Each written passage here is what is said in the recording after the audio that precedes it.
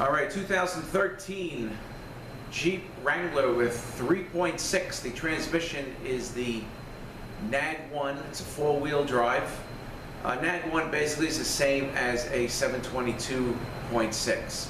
Now, just to let you know, I am refilming the introduction because I was putting the video together, and I guess at the time of the filming, it was late morning and the sun was coming in. It just really didn't look that great. And also, I did this probably a couple of months ago. So I'm just refilming the intro, and also I can get the sign in the background too. So we get a call from wholesale account that had the Jeep at their station, and they said that the transmission shifts okay, there are no codes present, but it just seems there's a heck of a noise coming out of the bell housing area, and we just need you to verify that it is the transmission, because if it is, then the people, we got the okay that people want to fix the car, because I think it only had probably 70,000 miles on it. Real nice Jeep. I don't remember actually the mileage, but the next shot is me sitting in the car, so you guys can hear the noise. So we pick up the car, drive it back here, and it's definitely 100% transmission. You got a hell of a noise putting this car into drive and reverse, you know, from park or neutral. Even from drive to reverse you get the noise, but no noise really in neutral or park. Slight noise, you know, something sounds like it's running around, but nothing like the noise for the engagement into drive or the engagement into reverse. So it is definitely transmission 100%. And the good thing is as I said before, I was able to get the noise, sit in the truck, start it, and put it in gear so you guys can hear the noise. That'll be the next shot. And then with the transmission on the bench to show you what the problem was. There was a problem in the pump area. Not common. I think it's really the first time I've seen this, which you will see. There's a problem with the stator, the pump stator. So at this point, we're going to pick it up with me sitting in the car. You will hear the noise, and then be back on the bench again with the transmission. And I give you a close-up shot of what the problem is. And then we also, being the fact that I did have some questions come in about like the measuring tools and the conductor plates and stuff. So I touch on that a little bit right before we tear down the transmission. And also at the end of the video, we go, there's some tips on the valve bodies, you know, the function of the steel check walls and the plastic check walls, and there's a couple of screens in there. So got some tips at the end of the video, and we actually do the valve body as well. All right, so at this point, we're going to pick it up with me sitting in the van so you guys can hear the noise, and then back on the bench with the transmission. All right, so I'm sitting in the car. I'm going to start it up.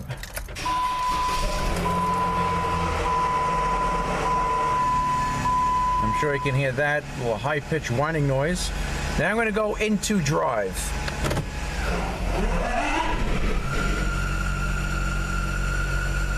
All right, I'm going to shift it back to neutral. Drive.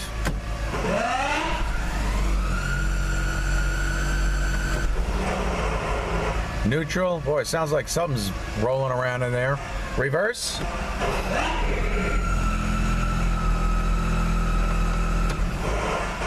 Neutral and drive.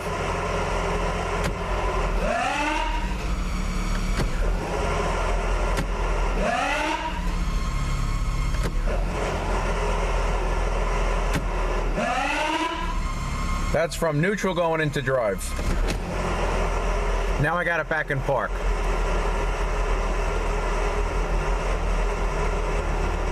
All right, so at this point, I'm hoping to get this thing out, tear it down with you guys. If not, I'm gonna do a follow-up video anyway to show you what the noise was. But I'm hoping I can tear this thing down with you guys in the morning. This thing comes out in time so I can do it in the morning.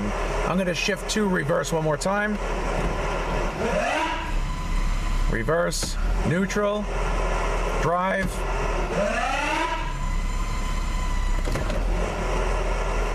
Okay, all right, so I'm hoping to catch up with you guys on the bench. Just gonna shut this off. And again, hoping to catch up with you guys on the bench. All right, back with you with this 13 Jeep Wrangler Unlimited NAG1 with that horrendous noise. All right, we're going to be doing the transmission. We're going to tear it down tomorrow morning, but we don't have to look very far to see what the cause of the noise was. And I'll give you guys a close-up shot of it because I have my replacement stator. This right here, I'll show you when it gets apart, a nice close-up shot, is totally stripped out. And here is my replacement that's going to go in. I'll give you a shot of that side by side.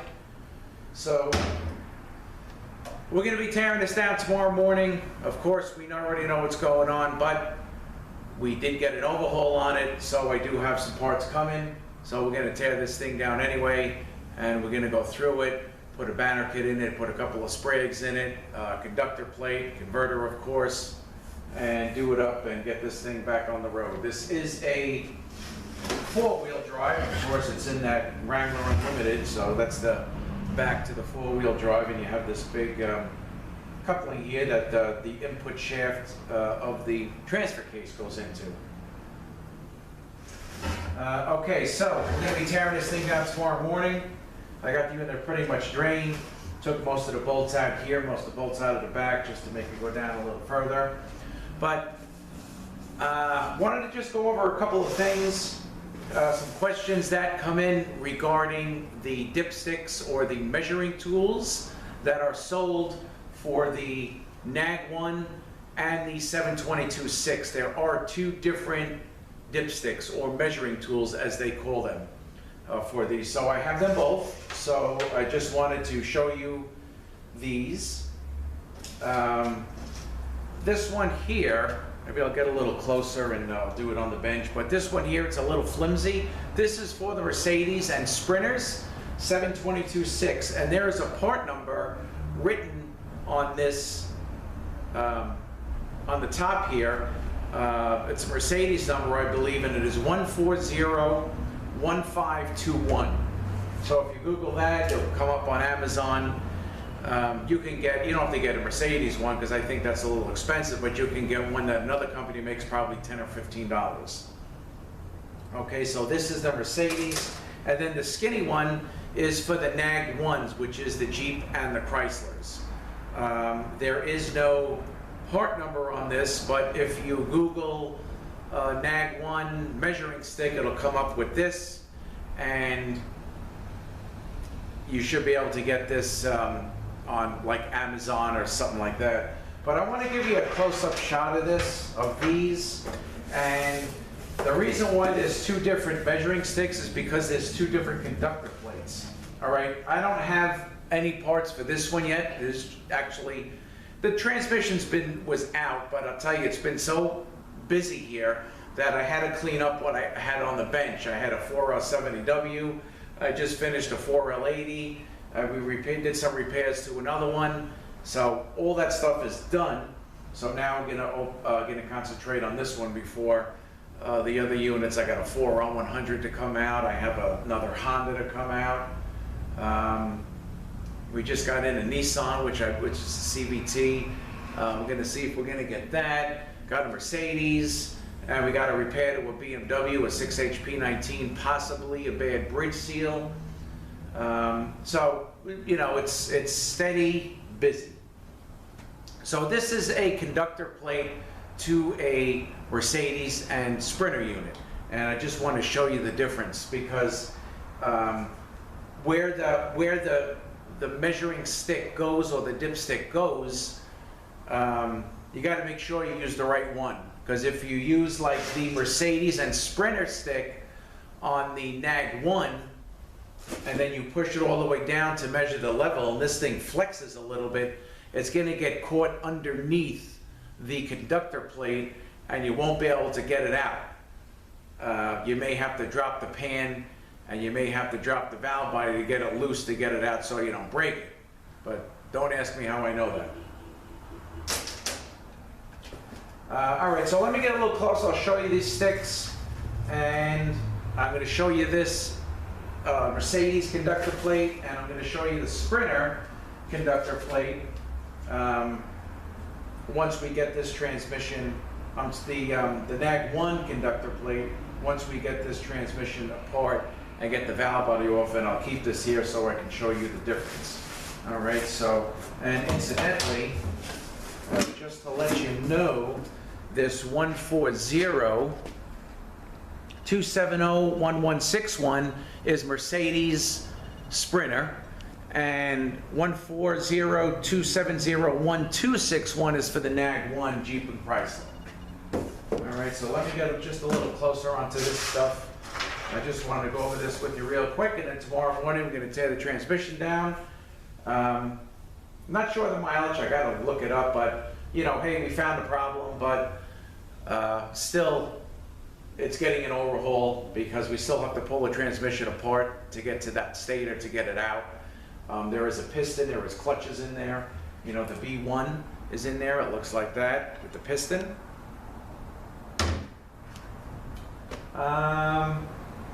And that's it, so we're gonna hit that tomorrow morning, tear it down real quick, go through the clutches, we'll look at the stator, we'll look at the valve body and the conductor plate on that. So let me get a little closer, we'll go over this stuff real quick, and then we'll pick it up tomorrow morning. Okay, so here is the Mercedes and Sprinter conductor plate, and the measuring tool or the dipstick is going to go right in here where it's, you can see it's all enclosed where the NAG1 is open, more like a U shape. Okay, so as you feed this down the filler tube, it gets guided right into here until it bottoms out, and it really can't go anywhere and then you can take your reading. Okay, you'll see once we get the valve body off, and I'm actually going to pull the conductor plate off. It's all open, so as you if you mistakenly use this Mercedes one, and you see it's flexible, as you put it down, you give a little force, it's probably going to hit the pan and bend and go right underneath the conductor plate. And then again, you'd have to probably drop the pan and valve body to get this thing out without breaking it. So that's why they have this other one that is metal and it's not flexible. So this again, Jeep and Chrysler, NAG1s. So let me just back out here a little bit. All right, so this here, this Mercedes. All right, so this is the size of it here. And basically you just put this thing down until it bottoms out. You could have maybe this much sticking out, but as long as the stick bottoms out, you can get a reading. You can get a good reading. And of course, car running in park. And same with this one.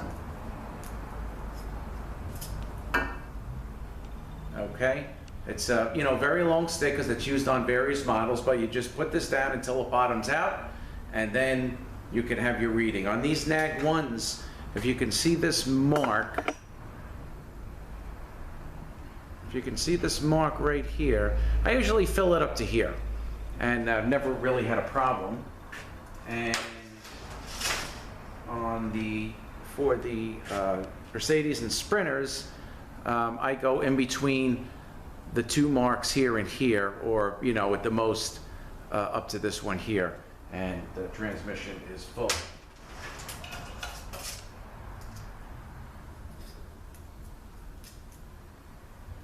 All right, so just want to go over that, and then when we open this tomorrow, you will see the difference between the two conductor plates.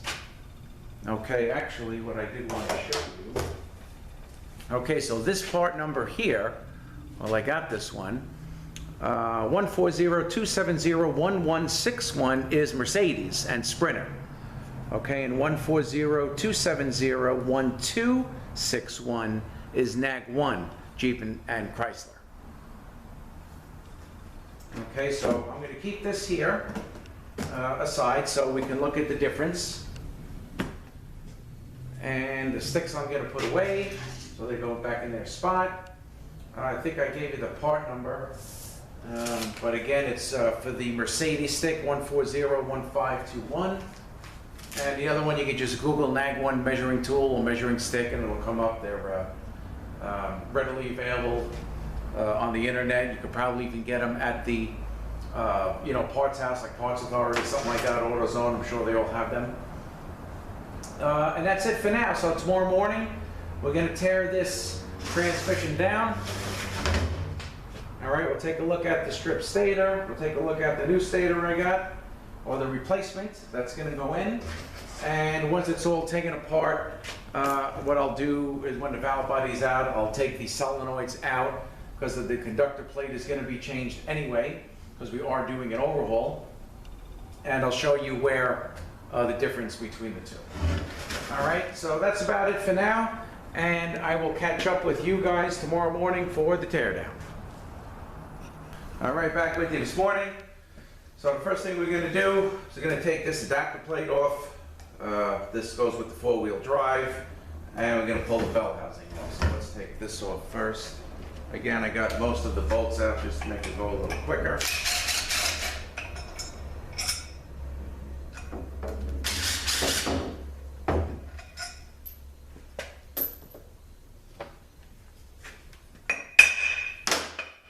There's no sealant or anything that goes on here, just bolts onto the back of the trains. All right, and then we'll take this out. Actually, let me do that now. There's the seal behind that. It is a 12.30 millimeter. That'll come right out.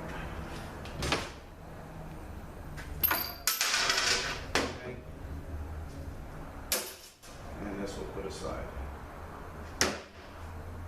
They say there is a special seal for the four-wheel drive, but I had ordered one of these and compared it to a regular seal, and it looked the same to me.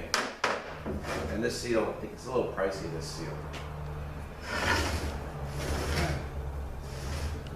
Okay, a couple of bolts in the bell housing.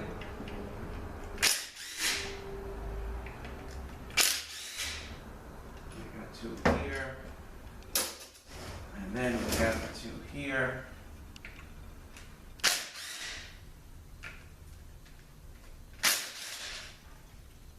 All right, this should come out.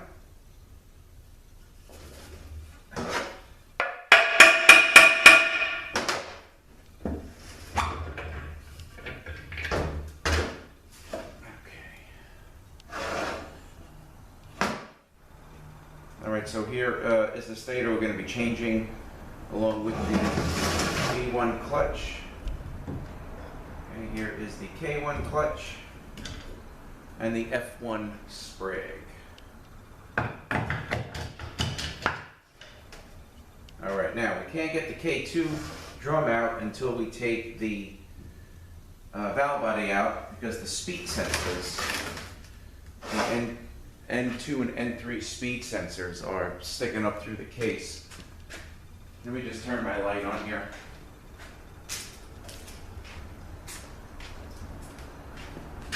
Okay, this exciter ring here is what the N3 speed sensor is. Okay. All right, you know what we gotta do? We gotta take this. We gotta take this out before we can get the valve body out. And that is the 7mm socket bolt in there.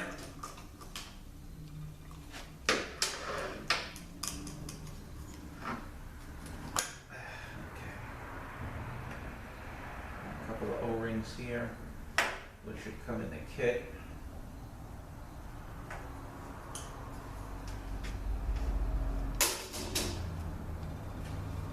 Okay. Now, fan down, filter, and valve body. These come apart fairly quickly. Okay. All right, so we're going to get 30mm. T30. T30 socket.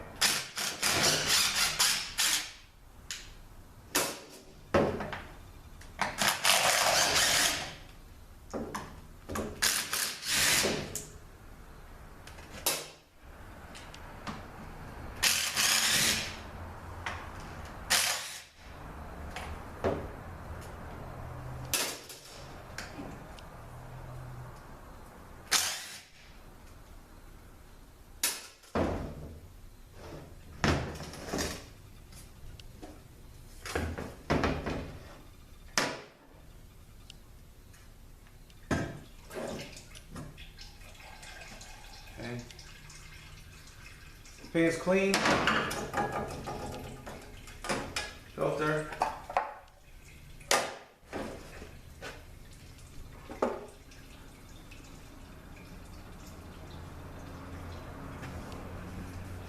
Alright, now we're going to take the clicker off here and all the bolts, which also again is the T30.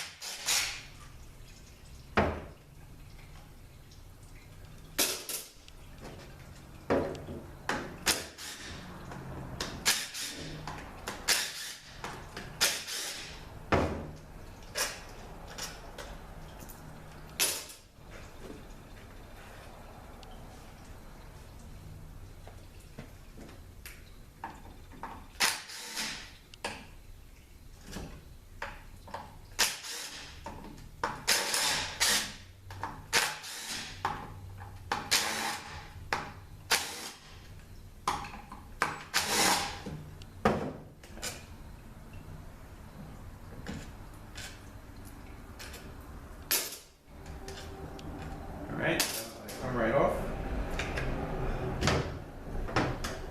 And we'll get to this after the transmission is torn down. I'll pull the solenoids off and we'll take a look at the inductor plate. Okay, now that that is off, take the drum, come right out, and you're going to have a bearing race on the back of this. Sometimes it's a full bearing. This is an open face. And your N2 speed sensor reads this right here.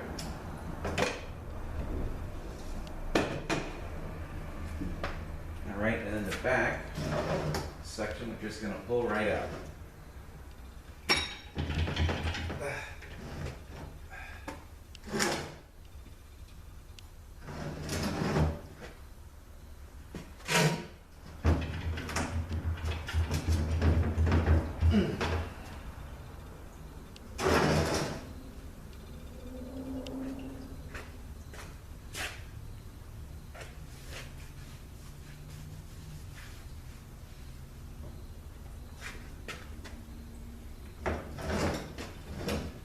Could be, sometimes you get stuck on the torque gear splines. This is not coming out so easy. Okay. Alright, so what we're going to do, came out a little bit, but I'm going to have to see how this is going to come apart now. Maybe a problem. Okay. I'm going to take the two bolts out here.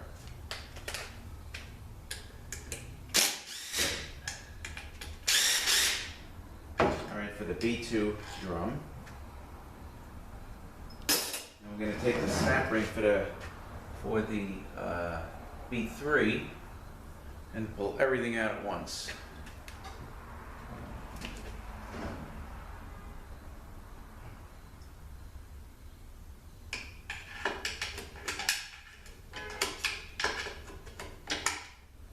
Just got to find where the bolting is.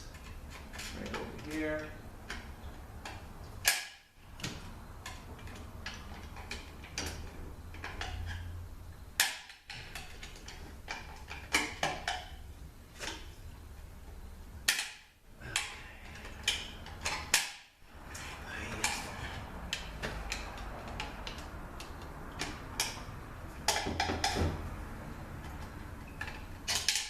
Okay, got it.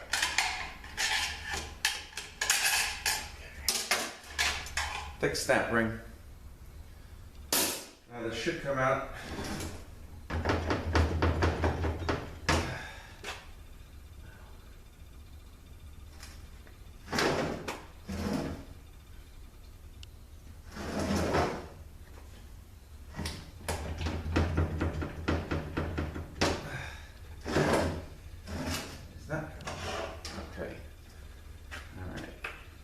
Just give me a few minutes here. Let me, might have to bang it out from the back.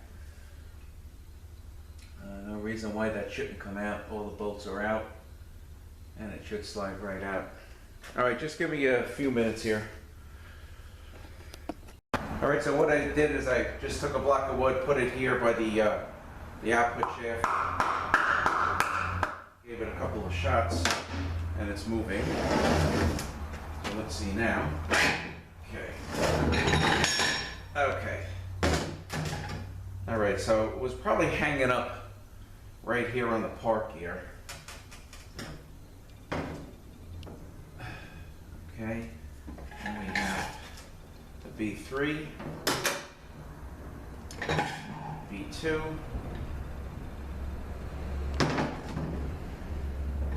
here's the park gear. Sometimes there are shims, which there are. Right here. All right, there's usually two, so here's the two. Okay.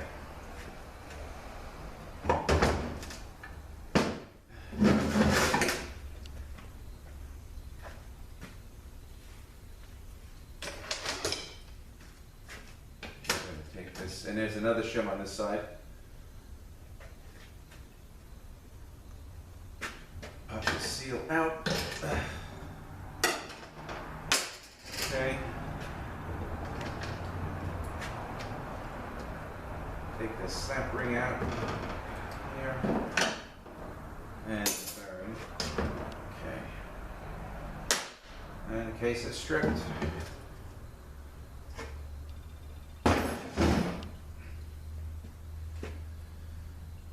Okay, let me get rid of this oil, and then we're going to take the pump apart and take a look at that stator, and then we'll get into this other stuff. Clutch stuff really aren't that bad, but we're going to take pretty much everything apart. Take a fast look at it. These NAG1s and Mercedes, they come apart fairly easy and quickly.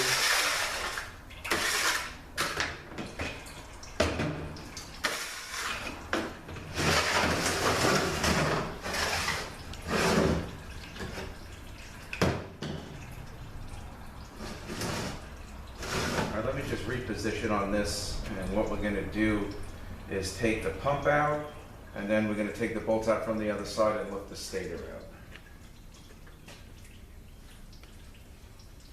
Let me just make sure we are good to go here. So we're going to take these 45 bolts out for the pump, body, and gears.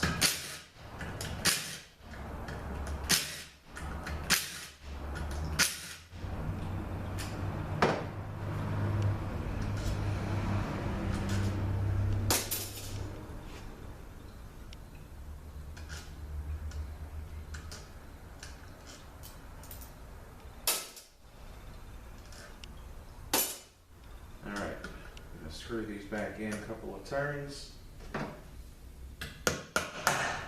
Knock it out of the O-ring. And it's going to hit the bench in a minute.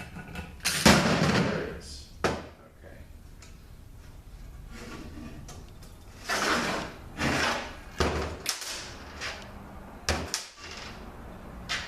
All right, pump bolt.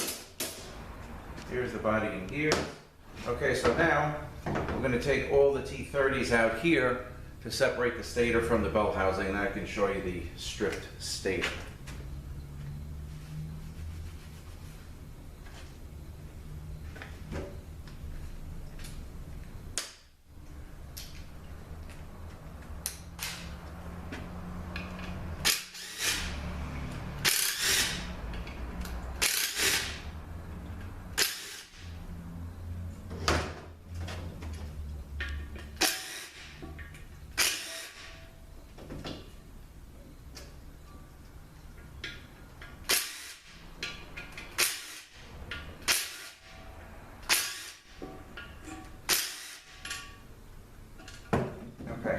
So we got all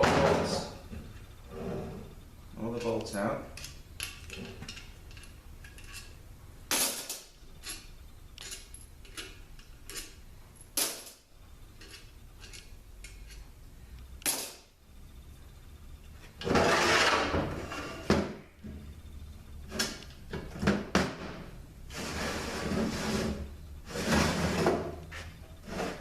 Right, this little indent here, you can usually get it started that way, but this thing is pretty tight.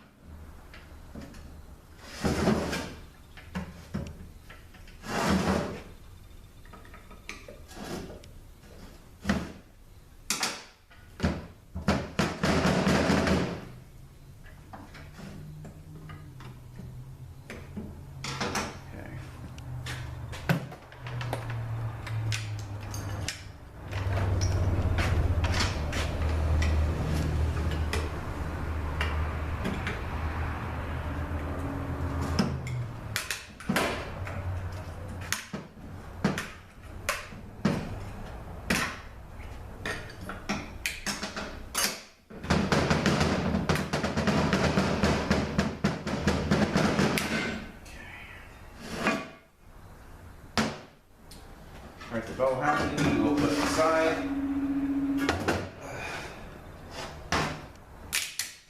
Pump plate. Okay. Let's take the B1 clutch out. There's the snap ring.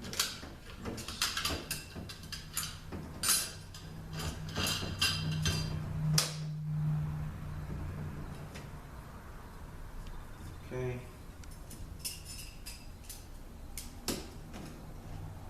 All right, so also this is your F1 Sprag race. So I just want to make sure that this is nice and smooth.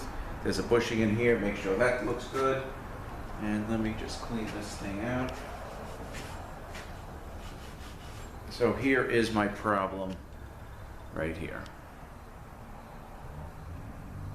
Stripped right out.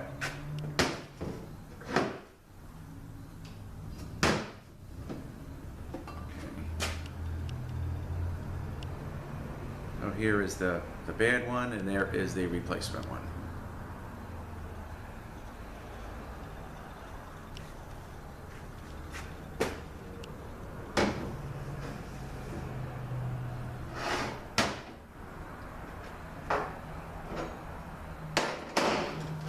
Okay, the clutch here. And the clutches are good, you can still see the writing on them.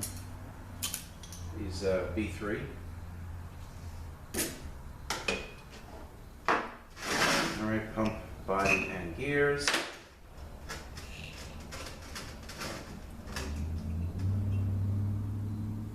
Okay.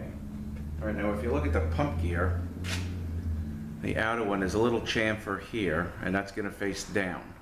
And this is kind of like, you know, perfectly square. So there's a little chamfer here. This is going to face down. Pump body and gears look good. Of course, we're going to do a new front seal and O-ring. Okay. Let me just, I guess I'll do it here. No problem. All right, so I'm going to take a couple of these sealing rings off.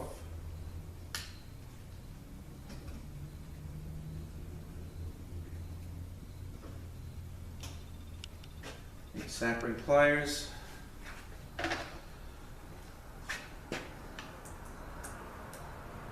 Going to look at the K3 and the F2 Sprag now.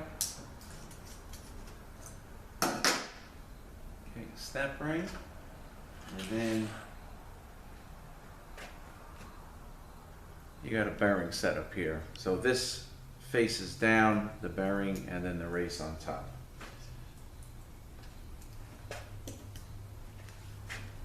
Drum will slide right out. Here's the K3. Okay, here's the F2 Sprag is in here. We're going to take a look at that. Planet. And Planet and output shaft.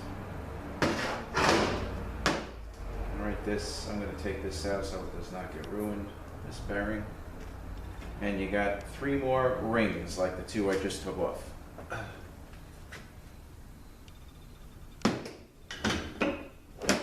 These planets here, you know, of course you check to make sure the gears are solid, not rocking.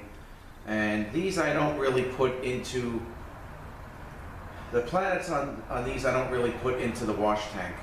I just do it in the sink, you know, with the mineral spirits. Let's check the K3 clutch.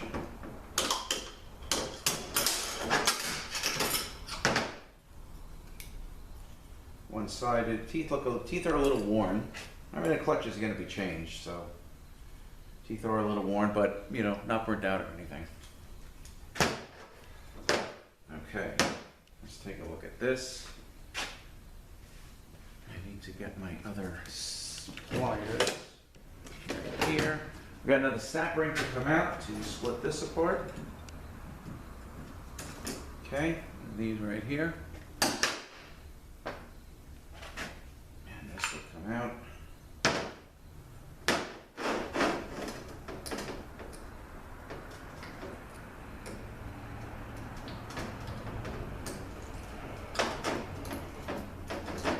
And there is the F2 Sprag. All right, and the race is here. So I just want to make sure this is nice and smooth. Looks fine. Couple of O-rings here are going to be changed. Okay, let's check the K2. I'm going to put this in here and I'll just reposition the camera.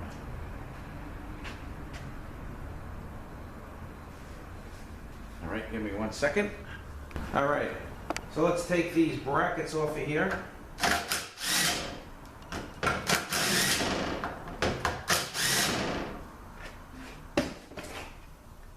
I'm just gonna put everything in this box here for now. All right, so solenoids, these are the pressure solenoids, modulating pressure and shift pressure. Modulating pressure really is the EPC. These are shift solenoids. All right, and this is a shift solenoid. These are all the same. You can, you know, swap these around within the shift solenoids. You can swap these if you like. These are both exactly the same. And then you have the lockup solenoid. Oh boy,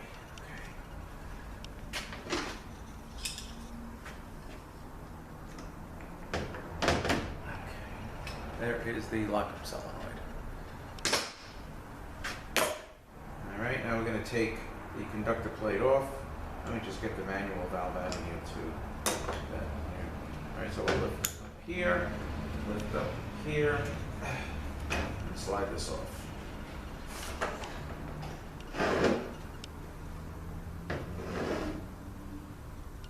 Okay. All right, so here is on the Chryslers and the Jeeps. Here is the difference here. You see, this is like that U shape where the stick goes right there. So that's why you got to be careful not to put the other one in, because you can get it caught under there. Because like I said, don't ask me how I know that.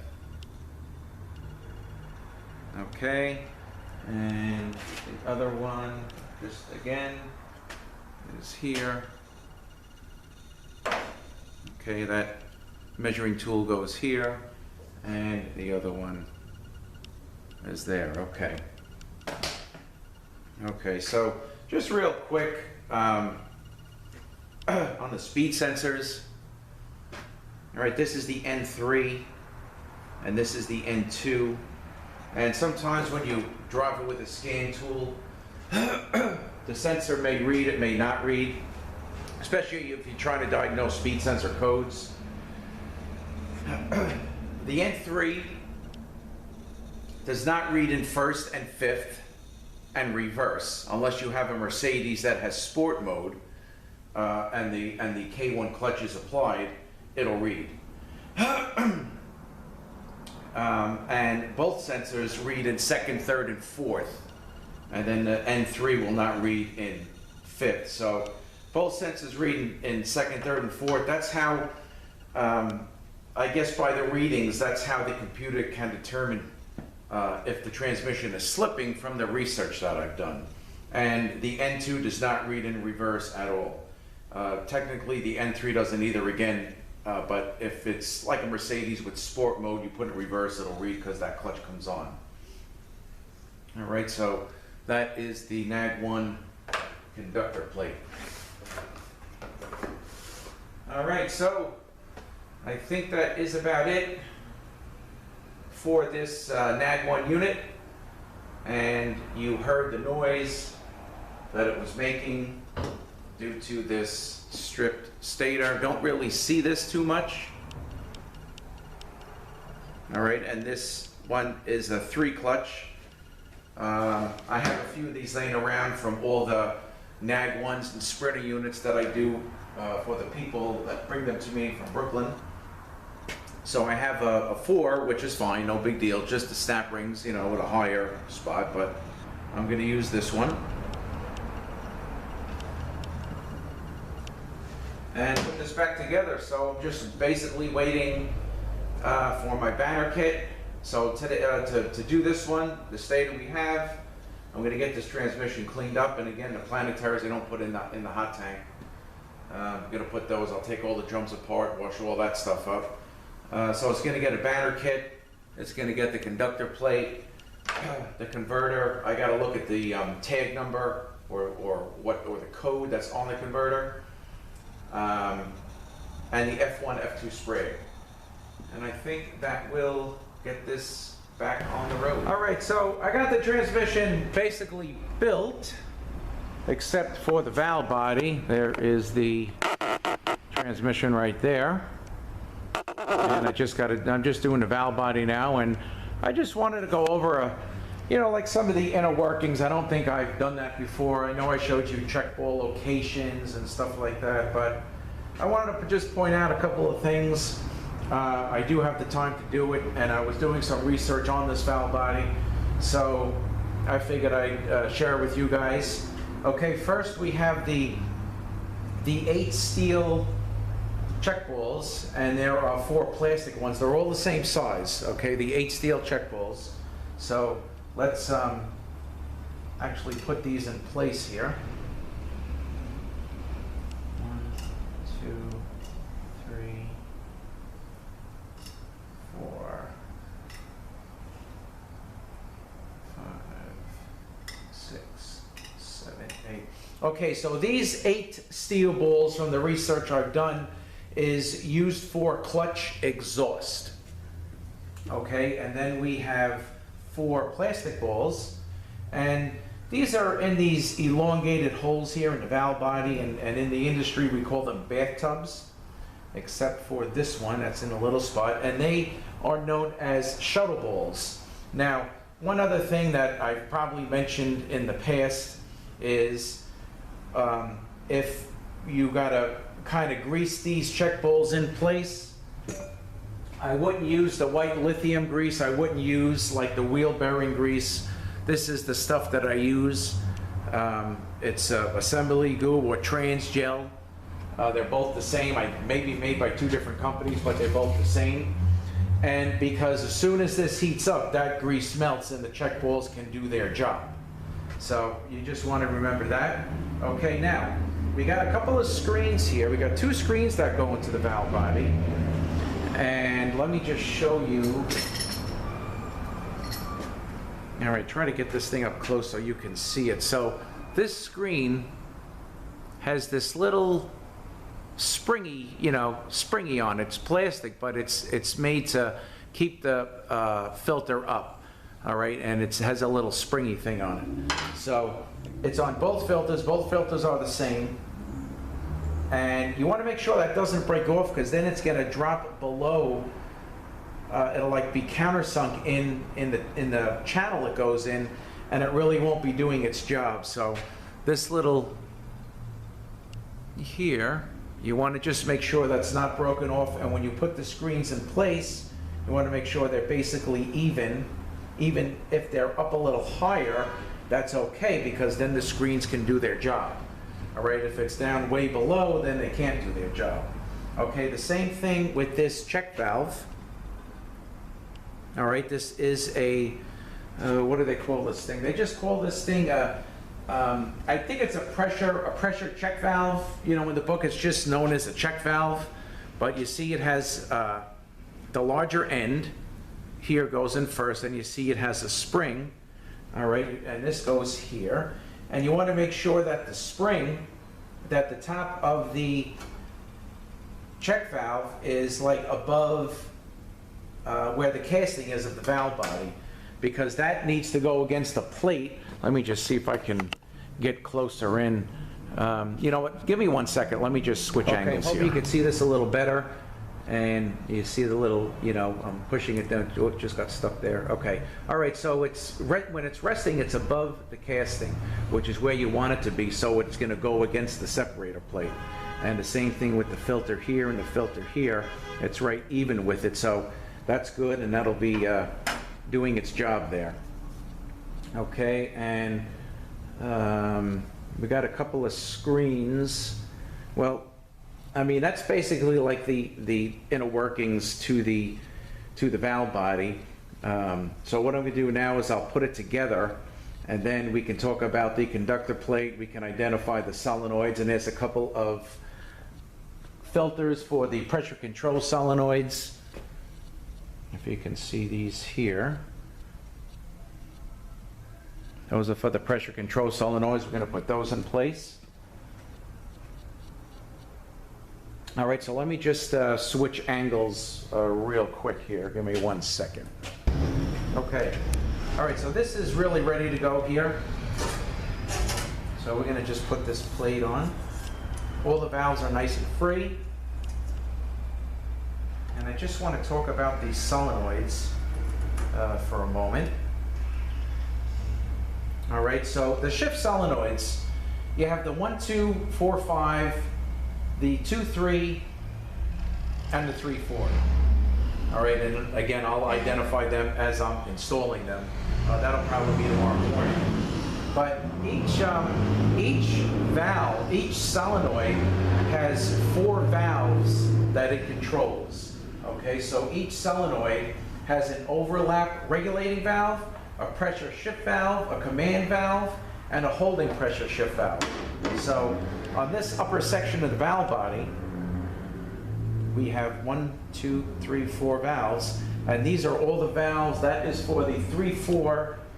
The 3, 4 solenoid controls these valves. So each of them has 4, and they're all the same. They're all the same names. Each of them has 4 valves. You know, they might not be lined up like this. You know, you may have like the one here. This is an overlap valve here, and this I believe is for the 2, 3. And then in the other section there is the balance of the valves. Okay, but again, I'll identify the solenoids. All right, so we have this here, and then we can put this section on. All right, then all the bolts are going to go in, and we also have a dowel. Okay, so the dowel pin is going to go here. I'm just going to basically push that all the way through. And I'm going to go ahead and just put this together. I'm going to put all these bolts in, tighten it up, and I'm going to just tighten these down to 100 inch-pounds. And then what we'll do is just pick it up tomorrow morning. And we're going to install we're going to talk about the conductor plate. Now I have a Mercedes here that we're doing the electronic shift module on, because it wasn't reading correctly. Sometimes it wasn't coming out of part. So we have that module in. We just got to put everything back together, but we fixed it. But I know I was talking about the speed sensors earlier, and you know, there's always a lot of confusion on how these things work, and if you're trying to diagnose something, you may not get a reading when you think you should, and depending on what mode, meaning comfort mode or sport mode.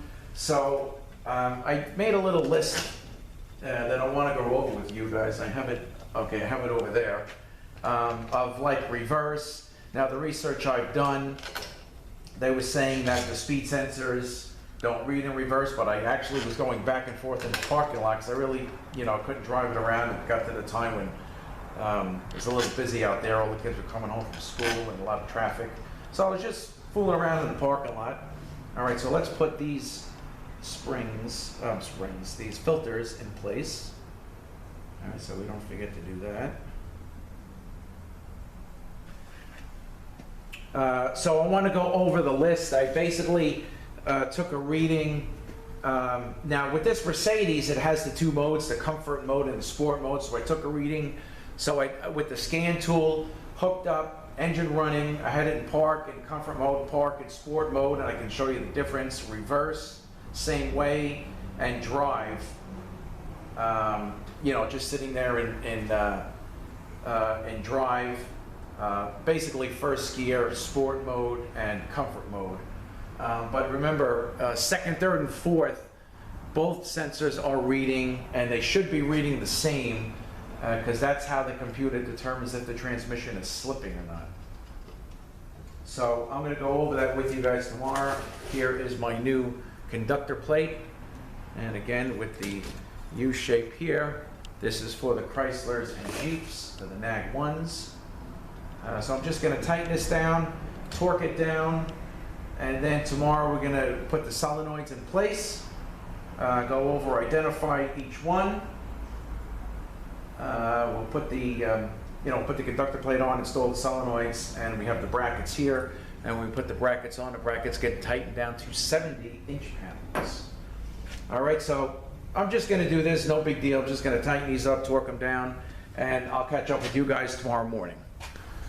All right, back with you this morning. Here's the new conductor plate. All right, so this valve body's all tight and torqued down, and this is where the dowel pin goes. All right, so this is going to go into that same hole as well that the dowel pin is in, right here. Okay, because this dowel pin needs to stick up just a little bit to go over the detent roller. Okay, so we'll put this in place. All right, then it's going to snap it in here and up here. Okay. All right, so that's good to go. All right, so the two solenoids here, this one is modulating pressure and this one is shift pressure. And the modulating pressure basically is like the EPC solenoid. All right, and again, both of these are the same. So as a test, if you needed to, you can swap them.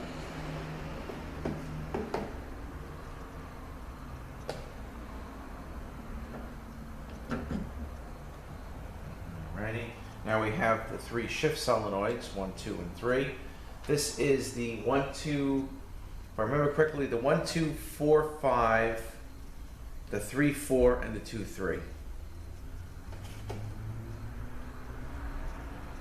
All right, so I have new O-rings on them that came in the overhaul kit.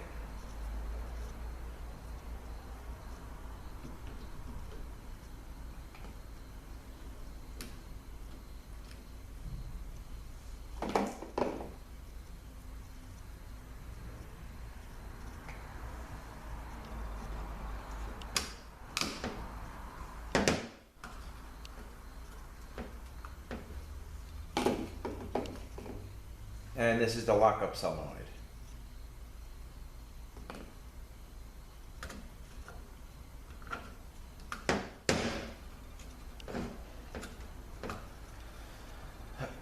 Okay.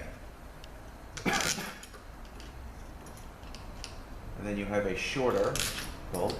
That's going to go here. And longer one. It's going to go there, so we'll tighten that down. Let me just find my socket. Here it is.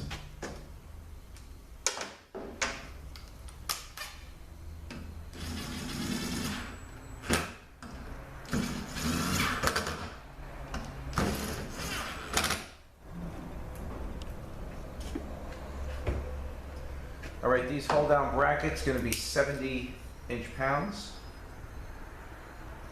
It's already set.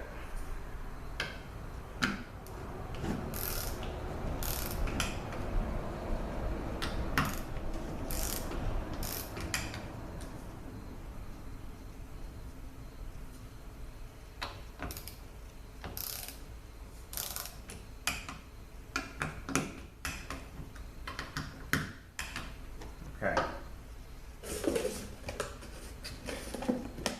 And I know I gave you the part number, but here is, again, the part number to the NAG1s